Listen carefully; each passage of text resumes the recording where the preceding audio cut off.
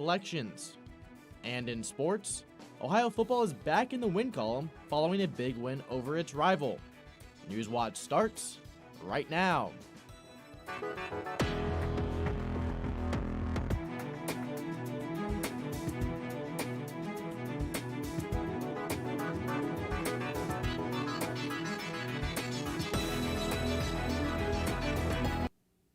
Welcome to Newswatch, your source for news impacting southeastern Ohio. I'm Nick Veland. Kids are now eligible to get vaccinated against COVID-19, and some children are already receiving their dose. I was pretty nervous, but then I said to myself that night, I have to do it to protect the world. A very big moment for America. They're absolute happy tears. It's been an emotional journey. Smaller shots in smaller arms. Today, children as young as 5 are getting Pfizer's COVID vaccine. That's a big step into making the world normal again, and so we all don't need to wear masks, and for everyone to be safe and healthy. I'm just happy. The decision to authorize shots for nearly 30 million kids, those between the ages of 5 and 11, means 94% of Americans are now eligible to get a shot. President Joe Biden calling it a turning point in our battle against COVID-19, one that could begin to help move the country further from the pandemic toward the endemic phase of the virus. I'm not so sure we're going to get soon to zero spread, but we want to get out of the pandemic phase and into a very good control phase. More of the child-sized doses now on the move, with enough available today for millions of kids. By Saturday, they'll be in select Walgreens stores nationwide. If my daughters were in the age range of 5 to 11, I would definitely get them vaccinated, but I would, ask the kind of questions that parents should and will ask about the safety, about the efficacy, about why it's important to protect the children. While COVID-19 is less likely to cause severe illness in children, about 700 children have died from the virus, according to the CDC, and children can suffer from long COVID symptoms. Studies show the side effects of vaccines are fewer among young children than among teens or adults. We recognize that this is a new vaccine. We've taken the time to get this right. The overwhelming evidence for parents to really know and understand is that the benefit of this vaccine so much outweigh the risks of COVID itself. For some parents, it couldn't come soon enough. We would like to travel, go to a restaurant, have, be without mask and just be more, safe. We were just waiting for the CDC to approve it. It was literally yesterday, and we didn't hesitate. The Athens City County Health Department says they will be opening a COVID-19 vaccination clinic for children following the FDA announcement today. The clinic is planned for Friday, November 12th from 1 p.m. to 6 p.m. at Heritage Hall. It will be open to people 5 years old and older for the Pfizer vaccine. Those under 18 must have a parent or guardian, and they need to bring an insurance card and ID. There will be no out-of-pocket costs, and those interested can register at gettheshot.coronavirus.ohio.gov. Those through the Athens County Health Department. Any questions can be answered by calling 740-592-4431 or visiting the website athenspublichealth.org. Ohio Governor Mike DeWine cancels in-person events after he and his wife were exposed to 2 staff members who recently tested positive for COVID-19. Both DeWine and his wife are vaccinated and received their booster shots, but they also have tested negative for coronavirus and have no symptoms. The governor's office said today that the couple won't appear at events scheduled through Sunday. Looking back to August of 2020, DeWine tested negative for COVID-19 hours after testing positive earlier that day. Now moving forward, let's go over to Aaron with the weather.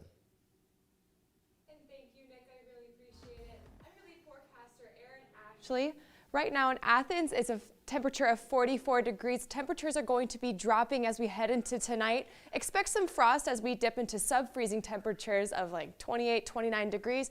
Again, partly cloudy skies. Winds are going to be very calm. Expect it to be very chilly tonight across the majority of our region. Across the region, in fact, it's going to be 45 degrees in Ripley, 46 degrees in Ironton, and then to our northeastern region, it's going to be 42 in New Martinsville and 43 degrees in Cambridge. Looking at the week ahead, you can expect many more frost advisories as we head into the weekend, actually.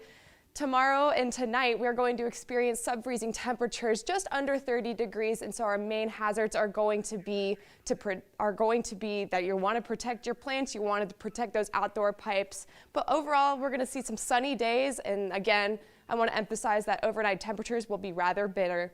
Back to you, Nick. Thanks, Aaron. Athens City Council will look fairly similar following last night's election. The only contested race was the at-large seats. The three that won and will stay on is Micah McCary, Sarah Grace, and Ben Ziff. Grace has been on since 2018, and McCary and Ziff were appointed earlier this year. Each of them received 26% of the vote to defeat Damon Crane and Iris Virgie. The only change to the council will come in the 4th Ward representative, Alan Swank, who will take over Chris Fall. Swank ran unopposed and will take the seat after winning the Democratic primary in May. He is set to be sworn in at the start of the new year. All other seats on the council that were on the ballot ran unopposed and were already on the council. Despite pulling out some mayoral wins in some of the nation's biggest cities, Democrats are facing a wake-up call regarding voter concerns about the economy and COVID. Here's the national breakdown. Across the country, Democrats are analyzing their results in key races that many view as a preview of the 2022 midterm. On day one, we're going to work. We're going to restore excellence in our schools. In the Virginia governor's race, Republican business executive Glenn Youngkin with a decisive victory over former Democratic Governor Terry McAuliffe. The blame game already beginning, with Virginia Senator Tim Kaine placing it on congressional Democrats. You got to be able to make a deal and deliver results. They want more results, and we got to deliver because we are the majority and they expect us to deliver. In New Jersey, in a race still too close to call, Phil Murphy seeking to become the first Democratic incumbent governor to win re-election in that state in more than 40 years. There were some bright spots for the Democrats, with Michelle Wu becoming the first woman and person of color to be elected as mayor of Boston. Between tackling big problems with bold solutions and filling our potholes. To make change at scale and at street level. We deserve both. And with many concerned about the economy and the pandemic, newly elected officials are now trying to navigate a path forward. You have to get stuff done. And the reality is to continue to debate after the election is just a failing solution for the people on the ground. In Washington, I'm Chris Wynn. Ohio Republicans are facing objection from Democrats after releasing 2 new proposed congressional maps for the state. The Ohio House released a map this morning, which among other things would change Athens district from Ohio's 15th to the 6th. The district would stretch from Lawrence County in southern Ohio up through Mahoning County to Akron. State Senate Republicans followed by proposing their own map around 1 p.m. today. The Senate proposal would keep Athens in Ohio's 15th district, a more compact area spanning from Lawrence County up north to Fairfield and Hocking counties. Regardless of the makeup of a new map, the state will move forward with 15 districts instead of the current 16, after 2020 census data showed a decline in population. A version of Texas' controversial abortion law could be coming to Ohio. State Representatives Jenna Powell and Thomas Hall unveiled the bill yesterday, just a day after the U.S. Supreme Court heard arguments on the Texas law. The Ohio version would effectively end all abortions in the state, going further than the Texas law, which allows abortions before 6 weeks. It would also allow anyone to sue a doctor performing abortions and fine them $10,000 per procedure. Ohio's heartbeat bill, which outlaws abortions after the defection of a fetal heartbeat, has been on hold since it was challenged in federal court in July of 2019. Union workers from Cable Huntington Hospital are currently on strike as of noon today. This strike follows an announcement made by the more than 1,000 union workers on Tuesday night.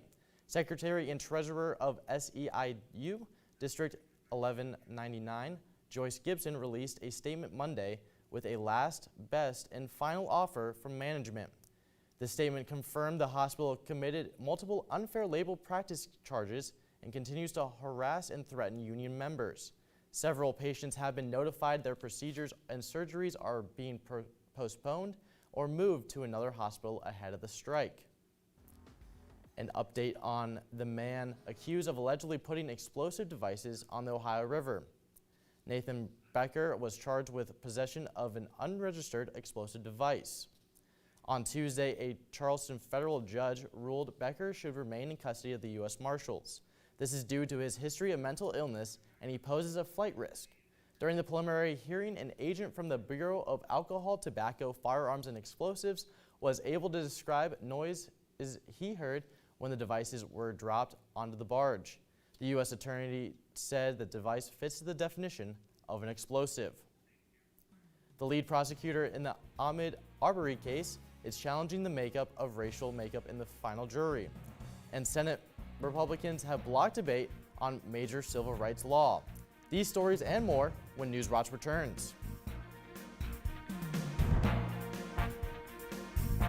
We've narrowed down our field after round one, and it doesn't get any easier from here. The fight to move on continues as we'll be covering the best matchups in the region. We'll be headed to London to see the Red Raiders take on Bishop Hartley. We'll also be checking out Jackson as they host Eastmoor. So turn the channel to WOUB on Friday at 11:30 p.m. for all the action. You won't want to miss it. Let's go!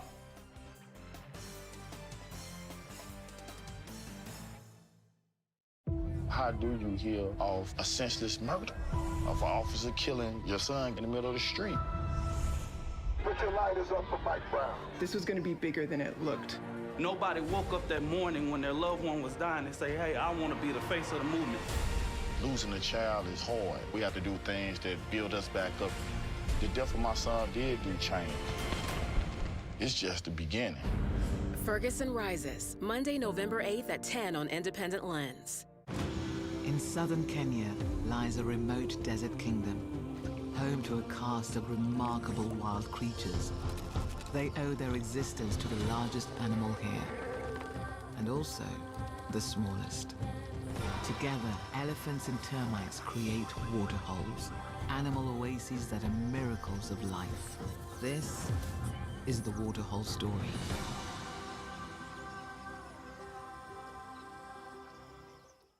On Secrets of the Dead, the true origins of Stonehenge have remained shrouded in mystery. The secret is in the blue stones. Now, a dedicated team of archaeologists and scientists have made an incredible discovery. What we found here is something very exciting. We're looking for pits of a certain size in a certain formation, and it's not easy. The first circle of Stonehenge on Secrets of the Dead.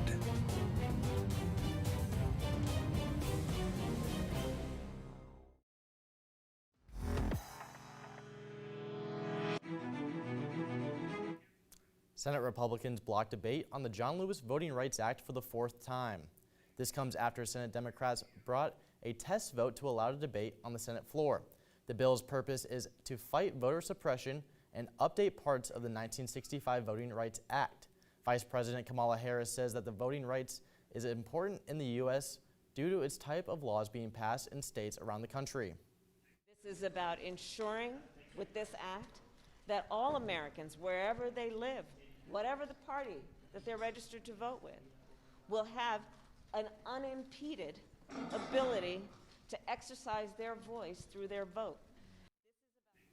Democrats were optimistic about passing legislation to counteract new restrictive voting laws in states with Republican control. But time is ticking for those laws to be in place before the 2022 midterm elections. Ahmaud Arbery's father greeted supporters as this afternoon as they gathered around the Glynn County Courthouse this morning in anticipation of jury selection. Now a dispute over whether black people were taken out of the jury pool based on their race has disrupted the seating process in the trial over the killing of Ahmaud Arbery. Attorneys narrowed down 48 people to 12 people on the jury today. But immediately after the announcement, prosecutor Linda Danowski announced that only one of the jurors is black and the rest are white. The attorney for the defendant denied race was a consideration, saying the jurors not chosen showed bias in their answers to questioning during the past 2 weeks. Judge Timothy Walmsley has yet to rule. Ahead of the final selection announcement, Arbery's mother said that she's hopeful they will correct the correct people. The judicial system here in Brunswick I do trust my peers that will be coming in to rather a decision on whether these guys remain in jail forever. I do trust that we will pick the correct people, again, to make the right choice. So I'm very confident on that as well. The Federal Reserve is backing down on their aggressive COVID-19 economic planning. That story is still ahead. And this morning we saw our first glimpse of frosty weather. I'll talk about when we can expect a little bit of a warm up, but for now, let's take a look at stocks of local interest.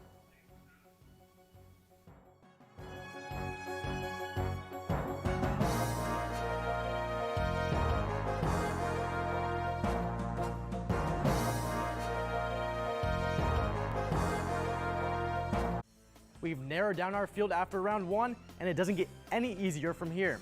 The fight to move on continues as we'll be covering the best matchups in the region. We'll be headed to London to see the Red Raiders take on Bishop Hartley. We'll also be checking out Jackson as they host Eastmoor. So turn the channel to WOUB on Friday at 11:30 p.m. for all the action. You won't want to miss it. Let's go!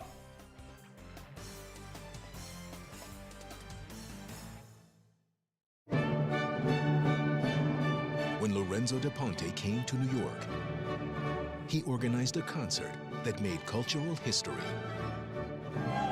Now, after nearly 200 years, experience a recreation of this performance. With music by Cimarosa, Handel, Haydn, and more. Da Ponte's Oratorio, a concert for New York. Friday, November 5th at 10/9 Central, only on PBS. This is amazing. On Finding Your Roots, actor John Lithgow. I never dreamed that I was personally connected to this. And journalist Maria Hinojosa. These are ancestors that I did not know. Family shockers. No! 400 years old. My ancestors came over on the Mayflower. Plus a DNA match. Wow. Turn the page. That explains everything. Finding Your Roots.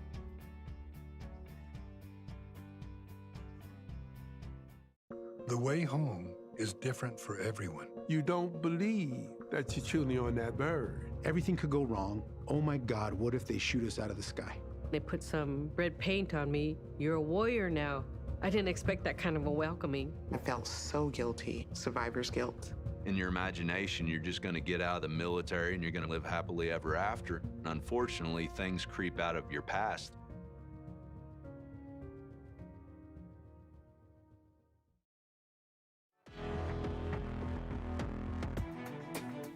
So Nick, this morning we actually saw some pretty sub-freezing temperatures, which caused a lot of frost this morning. Yeah, just describe the frost a little more in depth. So the frost, our main hazards that we really want to emphasize to our viewers is something like outdoor pipes bursting, you want to cover your plants, just especially in Athens, I know a lot of us rely on the agriculture. So something I really want to emphasize is covering your plants, just things like that to just be prepared for the future. It's a little cold last night, but what's it looking like right now? So right now in Athens, you can expect to see that skies are very, very clear as of right now. And looking at actually right now the skies above, you can see that right over here towards our region, it's going to be very clear with a chance for some partly cloudy skies. You got some clouds right here in towards our western area, but that's going to push a little bit into our region. But I can't expect, or I can and would suggest that these clouds will not be the cause of any chaos as we head into later, because we have a high pressure system right above us right now. That'll be indicative of very clear skies, very pleasant weather, pretty uneventful weather to be honest. So looking at the hour by hour for tonight at 8 p.m., we have some very calm winds, temperature of 38 degrees and partly cloudy skies, but clouds are going to increase towards 10 p.m. with a temperature of 35 degrees, and it's going to decrease even further to 34 degrees, and temperatures are expected to drop as low as 29 degrees, so just a little bit below freezing. Going to be the cause for some frost in the early morning hours, and winds are going to be very calm. Again, partly cloudy skies, it's going to increase as we head into tonight. Across the region, some similar temperatures just below freezing in Ironton and Ripley. Even towards our northwest, it's going to be 33 degrees in Columbus, 31 degrees in Newark, and it's going to be chillier towards our northeast, 30 degrees in Cambridge, and 29 degrees in New Martinsville. Looking at the surface features for tomorrow, again, pretty uneventful. Got some pockets of high pressure towards our west and towards our east. Going to be the cause for a pretty uneventful day tomorrow, starting at 8 a.m. Going to be a very frosty start, just below 30 degrees. 29 degrees will be the temperature. Going to rise to 38 degrees by 10, and by 12 it's going to be 47 degrees, and skies will begin to open up as we expect to see a high of 49 degrees in Athens. Sunny, and it's going to be pretty chilly again, so I will suggest to grab a jacket. Here's a look at the region tomorrow. Going to be some temperatures in the upper 40s, lower 50s. And looking at the week ahead, you can expect to see that skies are going to open up as we head into the weekend, and temperatures are going to rise as a result overnight. Expect some very chilly temperatures. But I'm going to throw it back to Nick. Thanks, Aaron. The Federal Reserve has announced a plan to begin tapering down on its bond buying program. The central bank has been supporting the economy through the pandemic by buying billions of dollars worth of government bonds and other assets each month. With the economy improving, the Fed is now reducing bond purchases and mortgage-backed securities. It's the first time since the start of the pandemic that the Fed has eased off its aggressive economic stimulus. The economy evolves broadly as expected. We judge that similar reductions in the pace of net asset purchases will likely be appropriate each month, implying that increases in our securities holdings would cease by the middle of next year. None of this means economic stimulus is going away quickly or all at once. The target interest rates will remain near zero for the time being. The Fed will still buy at least $70 billion in Treasury securities and at least $35 billion in mortgage-backed securities this month. Those purchases will go down to at least $60 billion and $30 billion respectively starting in December. The Fed hopes removing some of the emergency economic support will get high inflation under control. The central bank said it's ready to slow the pace or reverse its tapering if the economic outlook changes. Good evening, everyone. Coming up in sports, the Ohio soccer team heads upstate to compete in the MAC tournament, and the Ohio men's basketball team is racking up the preseason awards. But right after the break, Ohio football took on their bitter rivals in the Battle of the Bricks. All the highlights and reactions from Peden coming up next. Now, here's a look at what's coming up tonight on your local public television station.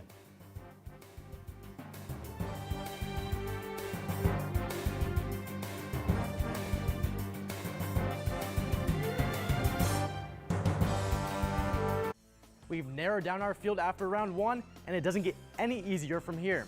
The fight to move on continues as we'll be covering the best matchups in the region. We'll be headed to London to see the Red Raiders take on Bishop Hartley.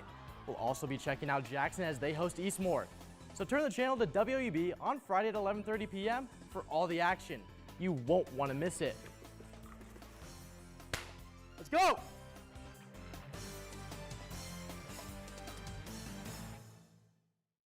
The way home is different for everyone. You don't believe that you're chewing on that bird. Everything could go wrong. Oh my God, what if they shoot us out of the sky? They put some red paint on me. You're a warrior now. I didn't expect that kind of a welcoming. I felt so guilty. Survivor's guilt.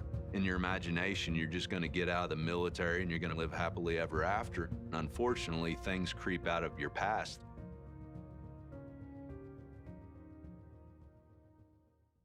How do you heal of a senseless murder, of an officer killing your son in the middle of the street? Put your lighters up for Mike Brown. This was going to be bigger than it looked. Nobody woke up that morning when their loved one was dying and say, hey, I want to be the face of the movement. Losing a child is hard. We have to do things that build us back up. The death of my son did do change.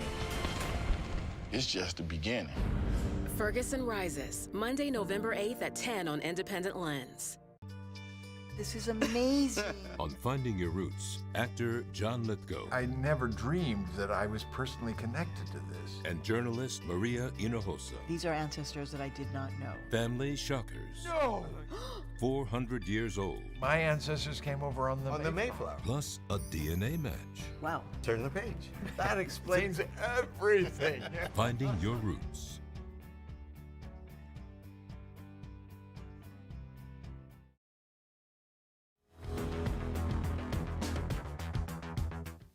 Hello again, I'm Ethan Sargent with sports. Ohio football got its statement win in the Battle of the Bricks in what has been a tough season to date. The Bobcats have had trouble closing out games, and last night seemed like might be more of the same. After racing out to a 28-0 lead early in the third quarter, the Miami Redhawks found life on offense.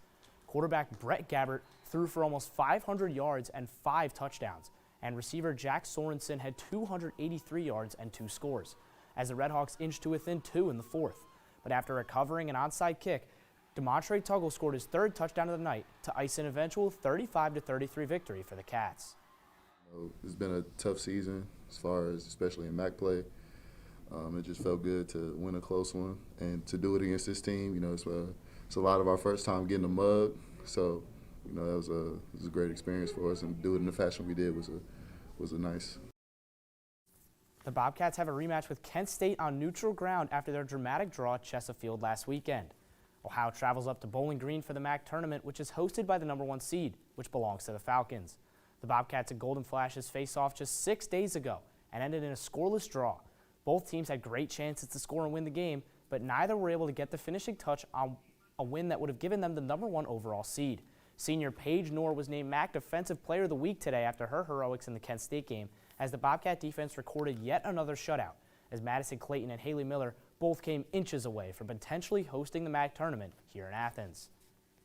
The game is set for 7 p.m. tomorrow. Keep an eye on WOUB Bobcat Showcase on social media and WOUB.org for updates throughout that game and for post-game content. An Ohio men's basketball player is receiving some preseason awards after his heroics in the MAC tournament and the NCAA tournament. Ben Vanderplas has been named to the preseason All-MAC first team. He averaged 12.8 points, 5.8 rebounds, and 3.8 assists as he helped the Bobcats to a MAC title. He also scored 17 points in Ohio's upset over Virginia in the NCAA tournament. Joining him in the preseason awards is Jason Carter, who was named to the All-MAC second team. Carter transferred back to Ohio after a stint at Xavier, where he averaged 5.5 points and 6 rebounds a game in 2021. The MAC coaches poll has Ohio as one of the better teams in the conference after winning the MAC tournament last year.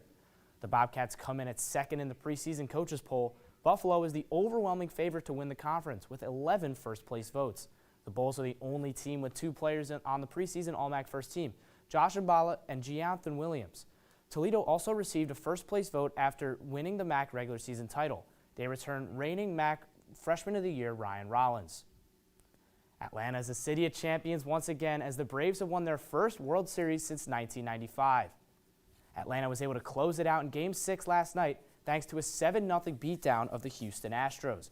Jorge Soler is your World Series MVP after batting .300 with 3 home runs, including an absolute monster shot last night that jump-started the Braves' offense. Max Fried pitched 6 innings of scoreless baseball, and the bullpen kept the normally dynamic Astros offense quiet. The Braves win it all after losing one of their superstars, Ronald Acuna Jr., to injury in July. Nick, I know you're a huge Braves guy. What did that win mean to you? Gotta get my Braves hat off for that segment. That was awesome. Been watching that celebration video nonstop today. Thanks for bringing it. I mean, Newswatch tonight. Must be so good to see your team win. I can't imagine. Yeah, wait a lifetime for this. Now over to Aaron with the weather. Here's a final look at your temperature for tomorrow. It's going to be a high of 49 degrees. It's going to be pretty chilly, so make sure that you grab a jacket as you head out tomorrow. And across the region tomorrow, you can expect to see some very similar temperatures in the upper 40s/lower 50s. 51 degrees in Ironton, Ripley, going to be a little bit chillier to our north. 47 degrees in Newark and 48 degrees in Cambridge as well as New Martinsville. Looking at the week ahead, it's going to get a little bit warmer as we head into the weekend. 52 degrees on Friday. It's going to rise even higher to 57 degrees on Saturday. And we can expect to see very sunny skies. And that does it for our broadcast this evening. Thanks for watching. I'm Nick Veland. Stay tuned for the PBS NewsHour coming up next. And remember, you can find the latest news anytime at WOUB.org. Have a great night.